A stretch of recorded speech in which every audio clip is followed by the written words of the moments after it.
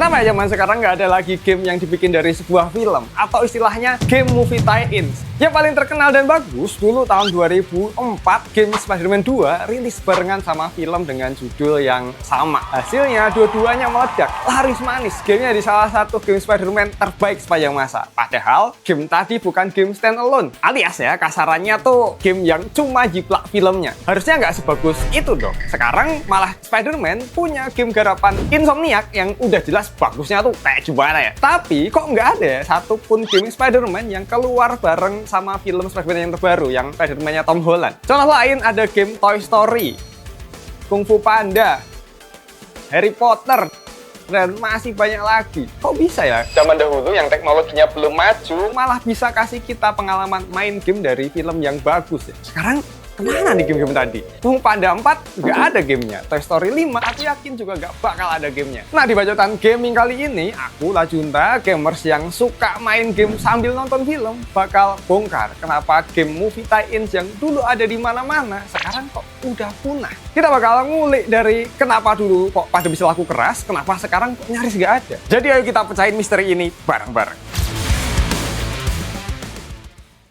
Oke.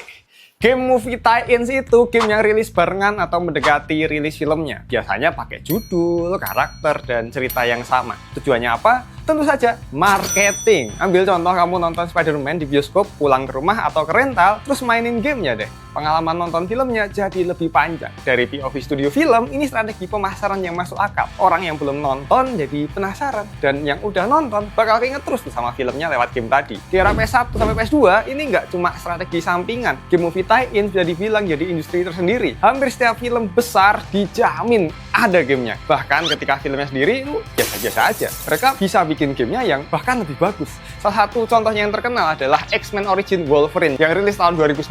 Kalau nonton filmnya, kamu pasti tahu filmnya itu bikin ngelus dodo. Cakar Pak D. Logan tuh yang kelihatan kayak kartun banget tuh loh. Banyak scene yang nggak konsisten. Sampai Deadpool yang dijahit mulutnya itu sampai sekarang masih kocak banget. Tapi kalau gamenya brutal. Darah muncrat kemana-mana. Surang.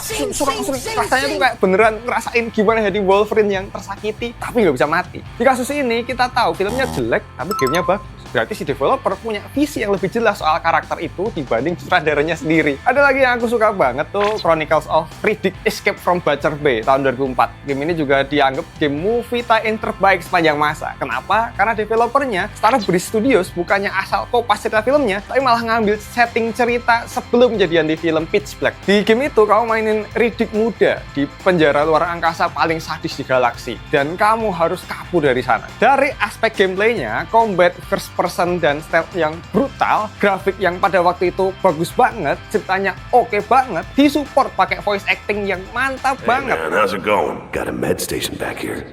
I'll let you use it if you pay me.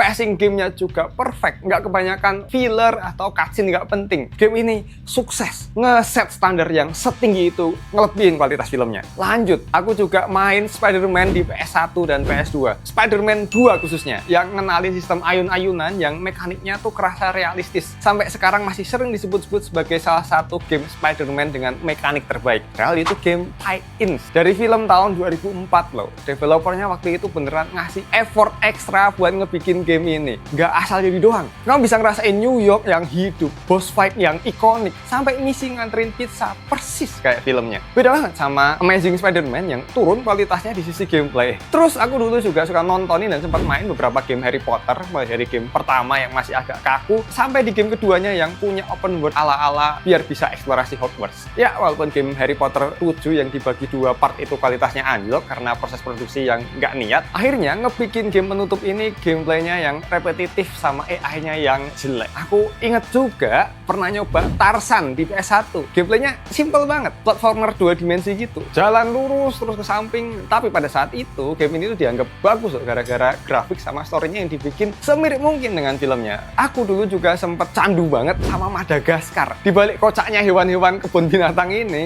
dia tuh punya gameplay 3D platformer yang variatif banget pada zamannya. Ada segmen platformer, ada bagiannya kayak puzzle, bahkan ada momen yang rasanya tuh udah kayak Metal Gear Solid, sembunyi-sembunyi sambil ngalahin musuh, ngumpet pakai kardus. Siapa yang nyangka? Padahal ini cuma game adaptasi animasi komedi. Aku juga seneng Toy Story 3. Game ini juga jadi salah satu game movie tie-ins yang sama bagusnya kayak filmnya. Ada mode open world yang namanya Toy Box yang sama sekali nggak ada hubungannya sama plot di film ketiganya. Ini nih yang ngebikin Toy Story 3 nggak cuma game platformer biasa, tapi dia kasih sesuatu yang unik pada waktu itu. Kamu bisa bangun kota mainan sendiri, kasih misi ke penduduknya, dan eksplorasi mapnya yang lumayan luas. Sebagai bocil waktu itu tuh ya udah ngerasa puas banget dan ngerasa relate gitu sama dunianya di Toy Story 3. Walaupun beberapa game yang udah aku sebutin tuh bagus ya pada zamannya, sebagian besar game movie tie-ins yang lain itu sakenane alias kalah kadarnya. Dan kita semua tetap suka main waktu bocil. Kenapa? Karena dulu standar kita tuh rendah banget dan bisa main game pakai karakter dari film favorit udah lebih dari cukup menyenangkan diri kita waktu itu. Contoh aja nih, ada Ratatouille.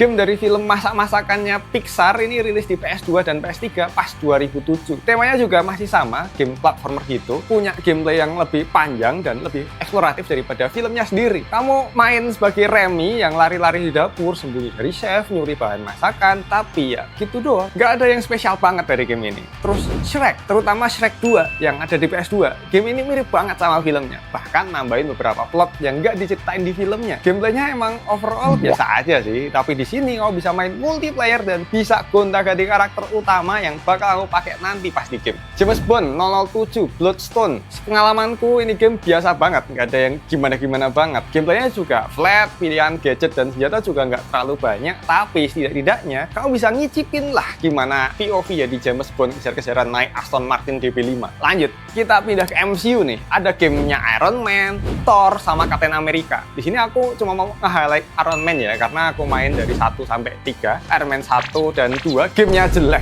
Gameplaynya, misinya tuh ngebosenin. Kontrolnya kaku dan ceritanya singkat banget. Tapi aku tetap main karena bisa terbang-terbang sambil nembakin laser. Namanya juga masih kecil ya waktu itu. Tapi menurutku itu harusnya udah keren banget. Dan game Iron Man masih lanjut ke seri ketiga loh. Di game ketiganya malah berubah ke endless run yang repetitif dengan segala microtransaction-nya. Developernya kayaknya mikir apa ya? Apa kita hancurin sekalian aja gamenya? Udah yang sebelumnya jelek banget, ini turunin lagi jadi sampah. Ya, lanjut, kita seputar robot-robotan. Tapi kali ini robot raksasa. Aku dulu ketagihan main Transformers. Itu tuh definisi game jelek tapi kelihatan keren gara-gara bisa gabungin elemen robot-robotan sama mobil. Pas transform dari robot ke kendaraan, rasanya tuh fantasiku sebagai anak muda waktu itu udah sangat terpenuhi. Apalagi bisa ngancurin bangunan, peak banget. Walaupun aslinya dipikir-pikir lagi misinya repetitif, grafiknya jelek mungkin, ceritanya tipis banget. Ya standar game zaman itu ya kayaknya emang rendah. Yang penting keren aja udah, bisa gedor-gedor udah asik. Dan tentu saja ada juga game movie tie-ins yang gagal total, ancur-ancuran. Pokoknya udah kayak ayam sayur kalau kata Coach Justin. Namanya E.T. Buat di konsol Atari 2600 yang sering dianggap jadi salah satu game terburuk sepanjang sejarah. Dan kegagalan masalnya ikut andil di krisis industri game Amerika tahun 1983. Aku nggak ngelebih-lebihin, tapi buat yang ini udah nggak ketolong lagi. Bayangin, mereka sampai ngubur jutaan cartridge E.T. yang nggak kejual di tempat pembuangan akhir New Mexico. Nah, dari game-game movie tie-ins yang aku sebutin tadi, entah bagus atau jelek, kenapa ya dari awal tuh developer kok mau-maunya bikin game movie tie-in?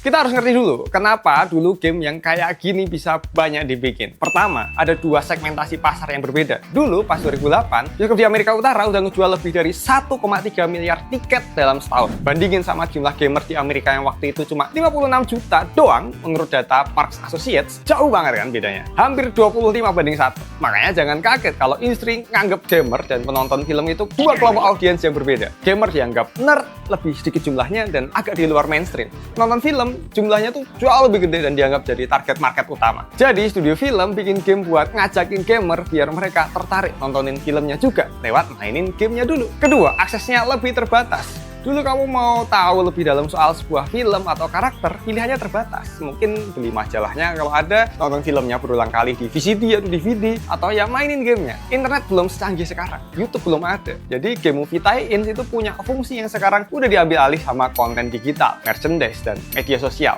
Ketiga, skala industri game belum segede sekarang. Biaya bikin game dulu tuh jauh lebih murah dibanding sekarang. Kamu bisa bikin game yang kualitasnya layak dalam waktu singkat dengan tim kecil. Jadi waktu studio film bilang kami mau game dari film ini harus rilis bareng filmnya dalam 6 bulan. itu masih make sense, walaupun hasilnya sering diburu-buruin ya. Dan keempat, kontribusi aktor dulu tuh lebih sederhana. Kalau dulu kamu mau pakai karakter yang mukanya Robert Downey Jr., di game kamu cukup bayar lisensi dan kasih dia royalti. Ngisi suaranya bisa orang lain yang mirip atau aktor yang sama tapi cuma direkam beberapa kalimat dialog. Simple, murah, cepat. Mau yang lebih murah lagi, tinggal nge-cut aja dialog dari filmnya, biar nggak banyak kerjaan kayak pejabat bisa. Alasan-alasan tadi bikin ekosistem game movie tie-in itu bisa berkembang pesat lebih dari 1 dekade. Tapi ekosistem tadi nggak selamanya bisa bertahan. Kenapa?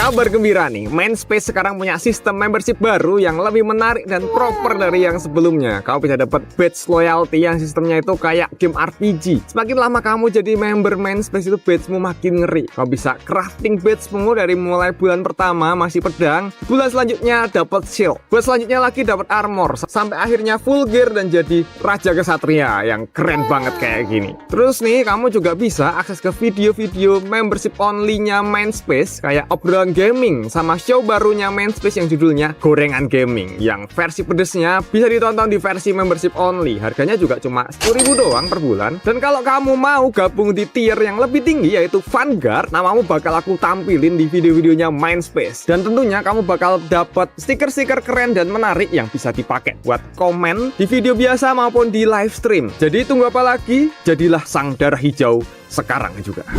Sekarang kita masuk ke intinya nih. Kenapa model bisnis yang dulu berhasil ini sekarang hampir nggak dilanjutin lagi? Alasan pertama, meledaknya biaya produksi game. Game modern AAA bisa ngabisin duit ratusan juta dolar. Berhari-hari MBG itu. Tim ratusan orang. Waktu pengerjaan 3-7 tahun. Kamu nggak bisa lagi bikin game berkualitas cuma dalam 6 bulan buat ngejar jadwal rilis filmnya. Kalau dipaksain, selesai itu game. Tahu sendiri, game yang buluk sekarang langsung di roasting habis-habisan di medsos. Zaman dulu kamu bisa nggak tahu tuh game itu jelek atau enggak sampai kamu udah beli atau baca majalah game. Sekarang 1 jam setelah gamenya rilis udah ribuan review yang bilang gamenya sampah. Pas belum rilis itu aja reviewer udah bisa nyicip duluan pakai early access. Resiko reputasi yang tadinya kecil ya sekarang jadi gede banget. Kedua, peran aktor yang udah beda banget. Sekarang aktor top tier bukan cuma ngasih suara di game, mereka beneran acting, main di game dengan motion capture sebadan-badannya. Death Stranding punya Norman Reedus, Mads Mikkelsen, Lea Seydoux. Terus Detroit Become Human punya Jesse Williams, The Last of Us punya Troy Baker dan Ashley Johnson. Para aktor ini ngasih penampilan beneran di game, bukan cuma rekam suara beberapa jam doang. Kontraknya ribet, biayanya tinggi, dan jadwalnya susah disesuaikan sama jadwal syuting film. Jadi kalau kamu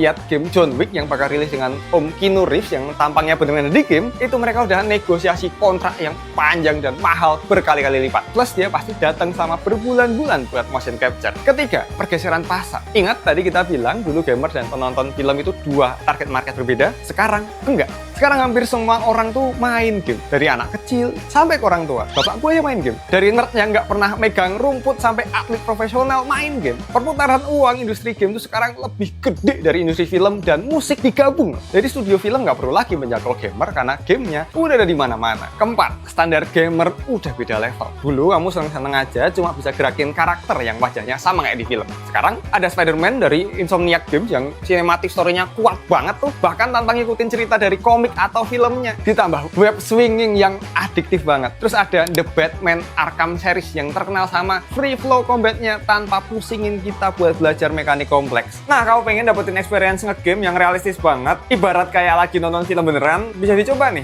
PS5. Nggak coba grafiknya yang 4K, tapi haptic feedback di sticknya bikin tiap kamu main tuh kerasa real banget sensasinya di tanganmu. Udah SSD juga, jadi loading nggak perlu nunggu lama-lama. Mending langsung aku tajah sekarang, siapa tahu harganya lagi miring. Kalau sekarang ada yang rilis game Spider-Man Tom Holland ya, kualitas kayak PS2 karena ngejar mau nyamain rilis bareng filmnya. Bukan cuma jelek-jelekin gamenya doang tuh, tapi itu udah tol sampai tulang-tulangnya. Standar yang naik ini ngebuat game tie-ins murah bukan lagi pilihan. Model bisnis yang dulu bisa nguntungin banget buat semua pihak, tapi sekarang jadi terlalu riskan. Tapi tunggu dulu, kalau game movie tie-in ini udah hampir mati, berarti nggak ada lagi yang ngisi celah di industri game dong? Atau malah mereka masih berusaha merubah bentuk jadi sesuatu yang lain?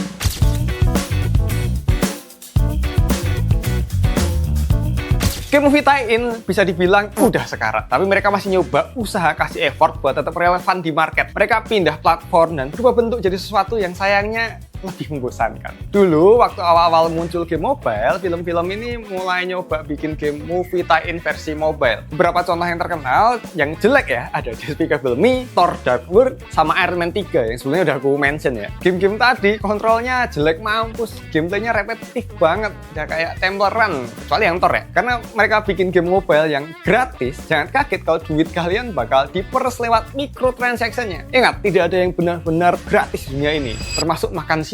Walaupun dibilang gratis, pasti ada bayarannya. Di kasus lain ada John Wick Hex. John Wick juga sempat punya game strategi versi mobilenya loh. Tapi ya gimana ya? Bagus sih gamenya, tapi kan orang berharapnya game John Wick tuh gelut, terus nembak-nembak gak berhenti-berhenti gitu. Masa kita suruh banyak mikir? Aneh banget. Di masa ini, sebagian besar game movie tie-in mobile itu ya cepet dibikin, cepet dilupain juga. Walaupun gitu, produser nggak kehabisan akal. Mereka ngebikin evolusi lain dari konsep tie-in. Sekarang udah banyak collab dalam bentuk karakter atau skin di game yang udah ada. Godzilla masuk ke PUBG Mobile, Transformer collab di Overwatch. Puluhan skin collab sama film udah masuk ke Fortnite.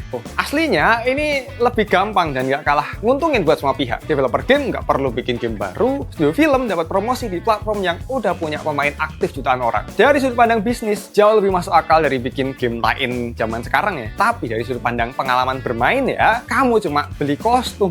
Nggak ada cerita yang bisa kamu rasain. Nggak ada pengalaman baru yang bisa kamu dapetin. Nah, ini bagian yang paling menarik dari pergeseran ini. Dunia hiburan nggak cuma nge-stop bikin game dari film, tapi ngebalikin arahnya. Sekarang yang banyak kejadian justru film sama series diadaptasi dari game. The Last of Us jadi serial HBO yang berhasil nyenengin fans gamenya dan penonton baru yang bahkan belum pernah main gamenya. Tapi buat season 2 enggak ya, soalnya Ellie-nya aduh beda. Fallout dari Amazon dapetin rating 9 lebih. Arcane dari League of Legends sampai bisa menangin Emmy Award. Game kayak Castlevania, Devil May Cry, sama Tomb Raider sekarang dibikin anime. Semua hal tadi ngebuktiin industri game punya pertumbuhan yang positif. Banyak orang anggap game udah punya dunia yang cukup kaya untuk diadaptasi ke medium lain. Ceritanya udah mulai kompleks, karakternya udah terkenal, fanbase-nya udah gede. Game nggak lagi butuh film buat dapetin duit. Justru sebaliknya, film butuh IP game yang udah punya fans garis keras buat dapetin audiens. Hal ini juga nunjukin pergeseran persepsi budaya. Dulu, game dianggap hobi anak kecil atau nerd yang hidupnya di kamar doang. Tapi sekarang, game diakui jadi medium buat nuangin cerita yang serius, setara dengan film dan novel. Sebelumnya, banyak adaptasi dari game ke film tuh banyak yang jelek ya, nggak ketolong ya. Kayak Assassin's Creed,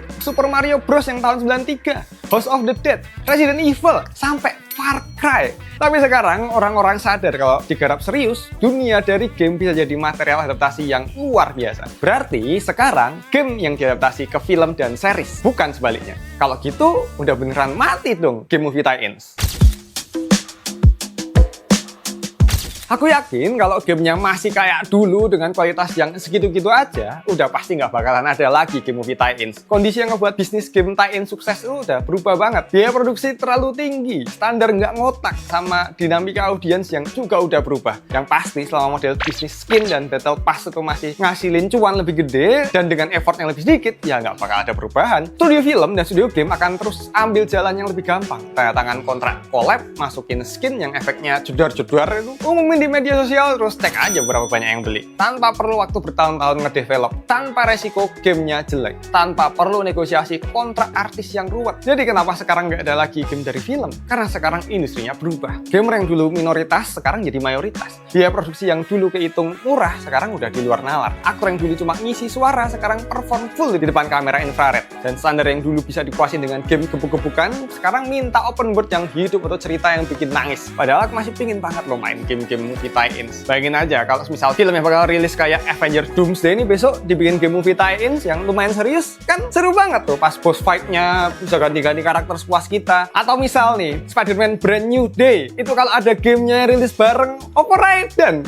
asik banget bisa mainin Tom Holland yang versi sekarang ini dengan open world yang kayak gitu. Tapi kemungkinannya kecil banget ya kayak gitu. Sekarang kita cuma bisa berharap sama game adaptasi dari film yang bukan tie-in kayak John Wick atau A Quiet Place yang ceritanya emang diangkat dari film yang udah ada, tapi rilisnya nggak barengan sama filmnya, jadinya bukan movie tie-ins. Dan ya itu, pada akhirnya dibalik semua perubahan genre game movie tie-ins ini, ada yang masih tetap sama, kenangan kita. Kenangan waktu kita mainin cerita film yang masih fresh, terus bisa kita peragain tapi langsung di gamenya. Game movie tie-ins boleh udah punah, tapi memori tentang mereka nggak bakal kemana-mana. Oh ya, selain dari adaptasi game, ada juga game adaptasi anime. Yang paling terkenal ya Naruto Ultimate Ninja Storm. Kalau kamu penasaran kenapa Naruto Ultimate Ninja Storm gitu-gitu mulu, kamu bisa nonton di sini nih, udah aku bahas. Atau kalau kamu mau nonton kenapa game Naruto PS2 lebih memorable, aku juga udah bahas nih di sini. Kalau kamu gamer sejati, tonton dua-duanya. Dan jangan lupa klik produk yang udah aku taruh di sini nih.